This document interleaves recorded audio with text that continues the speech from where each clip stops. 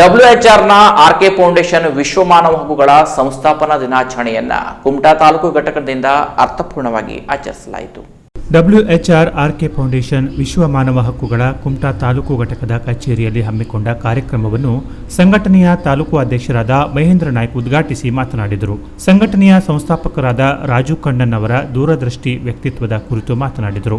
ಸಂಘಟನೆಯ ಮುಖ್ಯ ಕಾರ್ಯದರ್ಶಿ ಬಾಲಕೃಷ್ಣ ಮೂರೂರು, ಸುನೀಲಾ ಹರಿಕಂತ, ಜಗದೀಶ್ ಹೆಬ್ಬೈಲ, ಹೆಗಡೆ ಗ್ರಾಮ ಪಂಚಾಯತ್ ಸದಸ್ಯರಾದ ಸರೋಜಿನಿ ಬಾಯಿ, ಶಂಕರ ಅಂಬಿಗ, ಸಂದೀಪ್ ಅಂಬಿಗ, ಪ್ರಮುಖರಾದ ಸುನೀಲ್ ನಾಯ್ಕ್, ಬಾಲಕೃಷ್ಣ ಕತ್ಗಾಲ್ ಹಾಗೂ ಇತರರು ಉಪಸ್ಥಿತರಿದ್ದರು. ಕಚೇರಿಗೆ ಸ್ಥಳಾವಕಾಶವನ್ನು ಒದಗಿಸಿಕೊಟ್ಟ ಪುಷ್ಪ ಹಾಗೂ ಅವರ ಕುಟುಂಬ ವರ್ಗದವರಿಗೆ ಸಂಘಟನೆಯ ಪರವಾಗಿ ಅಭಿನಂದಿಸಲಾಯಿತು.